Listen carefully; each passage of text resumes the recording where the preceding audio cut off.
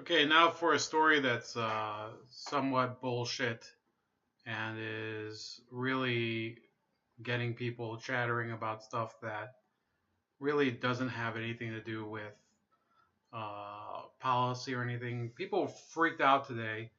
Some people were jumping for joy, and other people were acting like basically the Titanic had sunk over the resignation of U.S. Ambassador to the UN, Nikki Haley. Now, I want to state here at the beginning I have nothing against Nikki Haley. I think, you know, I mean, I don't know about job performance. You'll see why. The ambassador to the U.S. ambassador to the UN is basically picked out to be America's loudmouth to the rest of the world. Okay, and if that's the job, then maybe Nikki Haley did a good job, which I don't care. Good for her. It's over. The policy that the U.S. pursues is not conducted by the the U.S. ambassador to the UN. Okay, that policy is basically put together by the president and the secretary of state, and she basically just goes out and does it. That's about it, guys. That's it. So everything that you say, oh, she's so awesome and blah blah blah. No, that's really, maybe to some degree they have a little latitude. They get to draft whatever they want or something, or maybe they have to coordinate with the State Department. But really, the most important person to a U.S. foreign policy is the Secretary of State, and then the second most important person, and this is a very close second, if not himself first. It would be the president, and then probably after that would be the U.S. ambassador to Beijing, and then Moscow, and then Mexico City, and there's a lot of debate on that. Listen, most of these countries at the UN don't fucking like us. Some of them because we've screwed them before, and some of them because they fucked themselves over so bad that they need somebody to blame. So that they hate us too. Okay, so I think we can all be equal about that. Now, who are the people who are really pissed off that she resigned and they wish she were staying and they're like basically crying right now? These are a lot of pro Israel APAC people. There are a lot of neocons and whatever. Now, I'm not going to tell them that they can't have an opinion. I'm not going to tell them, I have serious disagreements with them about the role of the U.S. and Israel and their relationship. I think that there should be more independence. I think that if you let me put it this way, if you are so distraught over the resignation of somebody who is somebody else's ambassador to the United Nations, a body which hates you anyway. They hate Israel probably more than the UN, than the USA. Then there's a problem with the way you're relating to the world. Every country, I believe, should work towards maintaining its own independence and sovereignty, and that's how I believe we'll have less wars in the world. Not through this UN multilateralism bullshit. The Israelis can cut deals with other countries can cut deals with them or not. It's their choice. Every country should have the choice of who to do business with or not. And that's really, if you think about it, the UN has made it harder to do that. The UN is basically, it pretends to put the world together in this fake parliament, the UN General Assembly, where these nations kind of, they just pantomime about how we're doing like real democracy the world over. It's not democracy. How could it be democracy? You have countries in the UN that basically have human slavery practiced on their territory, basically with zero apologies. I think it was Mauritania is the one that has had human slavery for years and years and years and years and years, and they don't care. So none of it means anything. If the UN, think about it, if the UN can't get Mauritania to actually eliminate human slavery, then what the hell is it worth? A lot of countries were forced to end slavery way before the United Nations was formed. I guess I would say that that being a part of the UN actually makes any country weaker, which is pretty logical. Think about the way the EU works. Once you become a member of the EU, you're committed to certain actions with other countries that are not necessarily to your interests. Now, that's what I think about that. I think the people that are overreacting to it, claiming that it's like the end of the world, and they're afraid that there's also all these conspiracy theorists that are coming out now.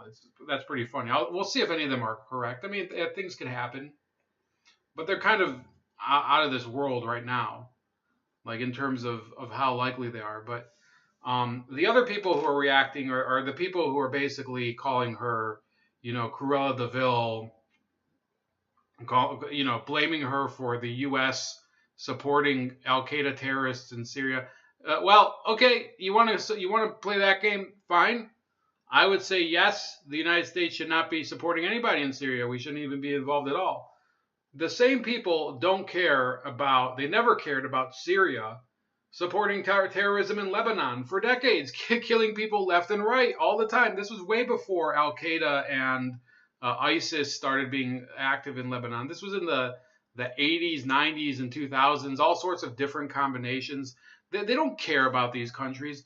Let me tell you something, okay?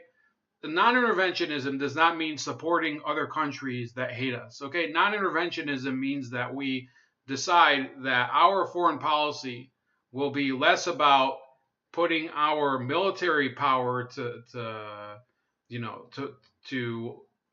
using our military power to leverage other countries than using other means such as economics, such as different natural resources and everything. That's non-interventionism. It's not exactly peaceful non-interventionism. The peaceful non-interventionism is not very easy to do either. You still have to go to these countries and try to pursue your own interests.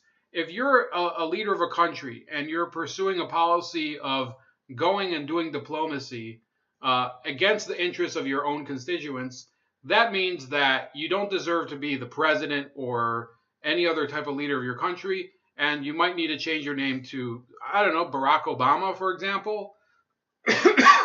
I mean, George Bush was the same thing. It was the same idea. This is ridiculous already. How people conflate, certain people that perform on a world stage with the most important thing ever. In reality, I think everybody knows that the real decisions are made far away from the public eye, from the United Nations. It's like if you can't understand that, then you're really living in some sort of fantasy world. Really, it's like people were born yesterday. I get that some people love the symbolism of Nikki Haley. I think she, if there's a job that was meant for her, this was probably it. One of the people that I know who's been on the live stream when we had live streams on this channel was kind of fist pumping on, he messengered me. He's like, fist pumping. Yeah, Nikki Haley resigned. I'm like, well, what do you care if she resigned? He's like, oh, she's a loudmouth and a grandstander. I'm like, well, that's the job of the UN ambassador. We had an ambassador before her, Samantha Power, who had complained in the 90s about Madeleine Albright, at the time grandstanding about Rwanda and doing nothing. What did Samantha Power do? She grandstanded about Syria and did nothing. It's like an inherited role. We might as well just leave the UN anyway. I said back to the guy, we should give our seat over to NASCAR and see how they handle it. That's about all I have to say about this. I think people are really reading too much into it. I mean, again, there's the conspiracy theories. There's the people that say, oh, she's the person who wrote the whole New York Times op-ed where she said, I'm the resistance within the White House. Yeah, I really hope you realize what that means. That means that the actual the actual piece was a lie, because they were trying to say that they have influence on U.S. policy. But Nikki Haley probably, as the ambassador to the UN, you only have so much influence. People can go over your head, by the way, if they think you're lying to the president. So she couldn't have been very effective. A diplomat that undermines the leader usually doesn't really do it so very successfully. That's what JFK's dad did. JFK's dad was the U.S. ambassador to Britain during World War II, and he would consistently write back to Roosevelt saying, "Well, I think we should tell the British to surrender to Germany." Yeah, that was very effective. That's basically what they're ascribing to Nikki Haley. There's a number of theories. A, that she was the official within the administration that wrote the New York Times op-ed. The other one is that she was one of the people involved in flipping on Trump for the Mueller investigation. And another one, which I think could be more accurate, is that she has some sort of ethics investigation related to illegal gifts or something, which I think if she's stepping down and takes a break from politics, I don't know how far they can pursue it. Congress could probably, if the Democrats take over, they could probably go after her for a while. But in the end, it's up to the FBI to investigate that. And if the FBI starts investigating Nikki Haley for taking illegal gifts, I guess more power to them. I don't feel anything against her. I don't feel anything that, I would object to an FBI investigation. But these are people, the FBI basically exonerated a family, the Clintons, from taking gifts from literally the entire world for decades in the form of so-called nonprofit donations. So I think people have to screw their head on right. Realize that the world hasn't changed because one person is leaving their job. She's not even leaving her job yet. She's leaving the job in a couple months, and then we'll probably have somebody in place who's not very tangibly different, which should satisfy some people. Of course, there's probably a lot of Palestinians that are celebrating. It's like, what would you be celebrating? This is only the most visible person that you hate. Okay, you're going to get somebody else, and she's not leaving yet, but you're going to get somebody else who basically comes in and says, well, Nikki Haley is she was playing nice. I'm going to pretty much be as hardcore as I can be, and I'm not going to be some sort of I think Trump, if there's anything that could happen, this is the only change that I think could happen. He could appoint somebody who would basically walk into the UN and open his pants up and piss on the table and say, well, this is what I think of the body. I think we've given you 2 years to respect us, and you don't. So screw you, United Nations. That's about it. Please like the video, subscribe to the channel, share the video, and subscribe to Razor Ray Live Wounds, the other channel.